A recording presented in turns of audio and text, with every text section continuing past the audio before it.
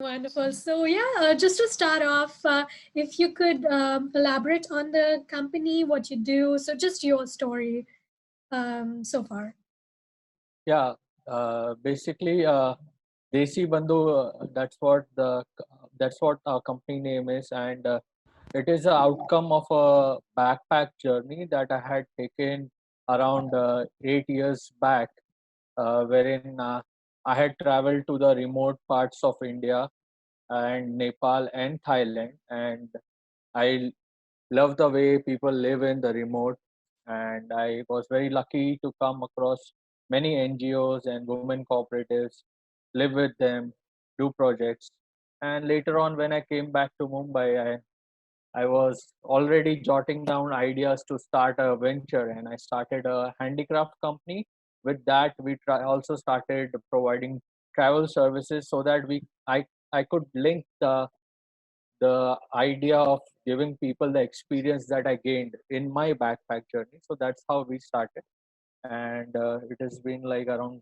Our company started in 2013, so it's been like around 7 8 years. Oh, okay. What did you have any specific plans for this year or this season? Right? Yes. We had a very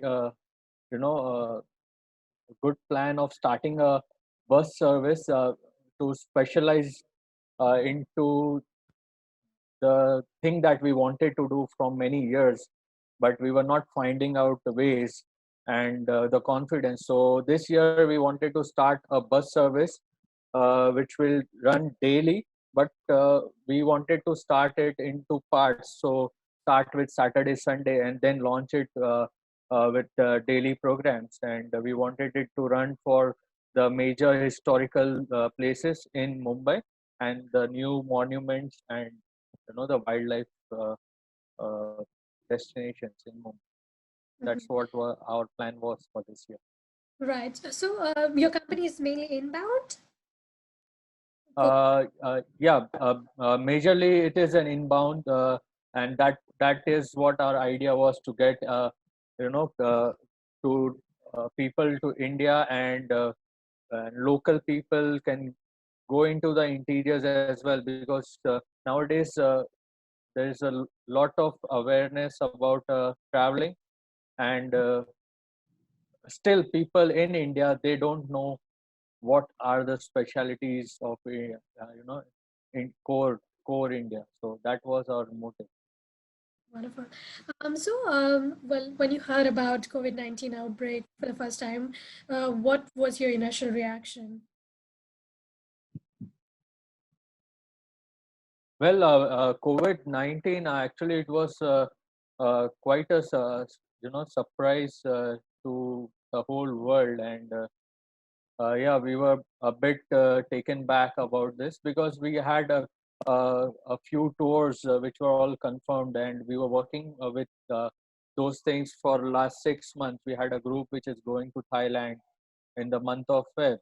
So that group wanted to cancel, and but obviously we looking at the gravity of the virus, we had to support our clients and respect their decisions, and also we couldn't risk lives of people, and uh, during the travel it is very important that you keep your clients safe, and in this condition we didn't wanted to travel in such scenarios, so we respected our clients decision, and then we went ahead to cancel their trips, and in the month of Feb, and later on there were many inquiries about the month of April, May for Scotland and European countries.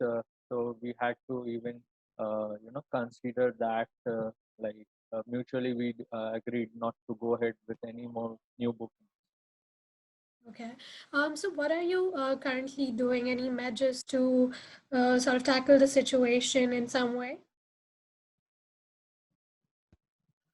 Yeah, currently uh, we like I told you, we have supported our clients, and we have gone ahead and canceled their trips, and we have given them a refund of around 90%. So this is the way we work. The integrity and the relationship matters. In such conditions, there can be a impulse of not giving refunds and cheating and all that, but we kept ourselves clean, and that's where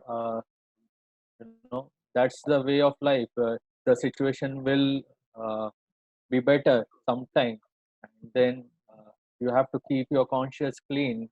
And also we supported our employees. We give them the salaries for the current month, for March, and again April will be there, so we will have to support them. So we had a meeting about how to support our employees as well. So we are doing that, and there were some calls from our ex-employees about some support during this situation.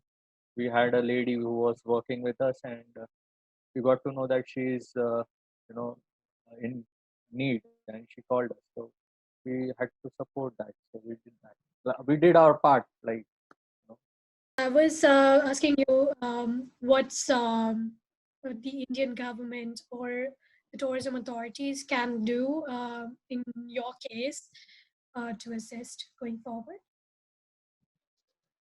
Yeah, yeah.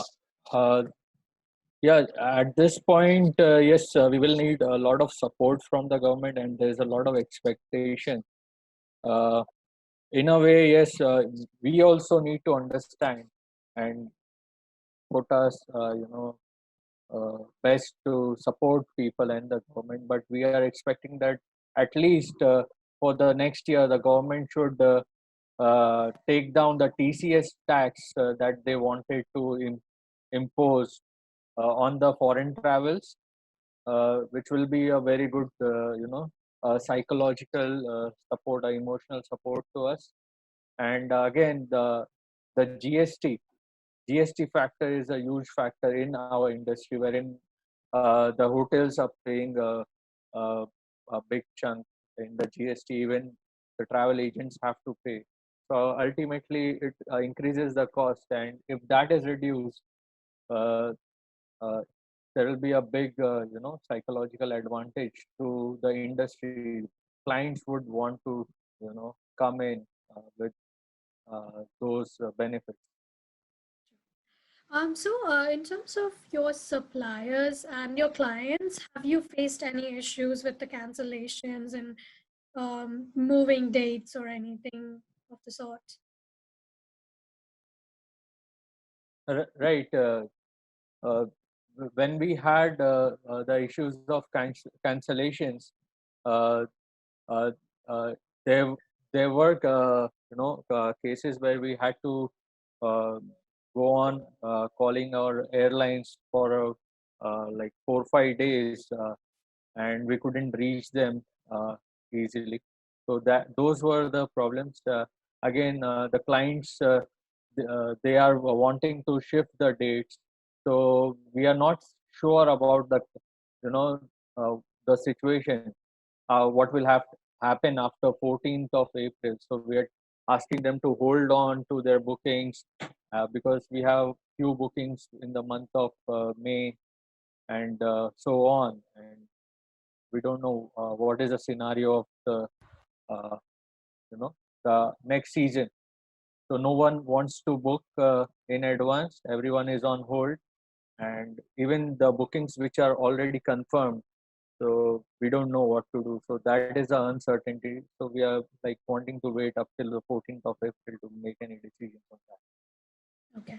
And in terms of your employees, how are you going about the operations? Is everybody working from home? Yeah, currently, yes. See, to be frank, uh, major cancellations were already done up till the month of the end of March. Whatever we had committed to refund to our clients, we had done, worked out all those things, and there is no major inquiries in the current situation.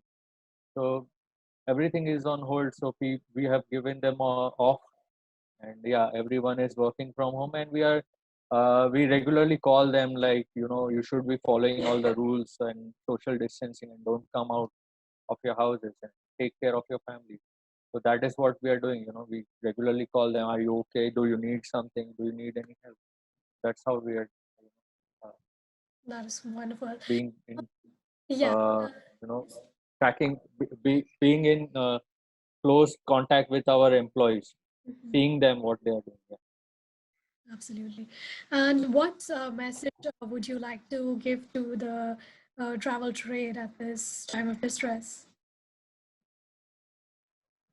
Uh, Basically, see, this is a, a very big natural disaster which the whole world is into, and the best thing will be to not to blame each other or anyone in this world, and accept the situation, accept it, and you know just be humble with each other, do your best, and spend time with your family in the best way, be happy, and pray for the best. That is the message from me. And I just like to add a personal thing that uh, we have been doing, since we cannot go out, and there's a big problem that even the street dogs, they are not getting the uh, daily requirements. When the things were open, there were people coming and feeding them. So when I go out for grocery to take grocery, I just make a point that I feed the street dogs, and it is a small thing, but it gives a lot of satisfaction to myself. So if we can see each other, I think slowly the situation is going to change, and then you will ask yourself, what did you do the in the lockdown? So you have to reply to yourself. You have to be humble with each That is quite well said. So thank you so much. Those were pretty much all my questions.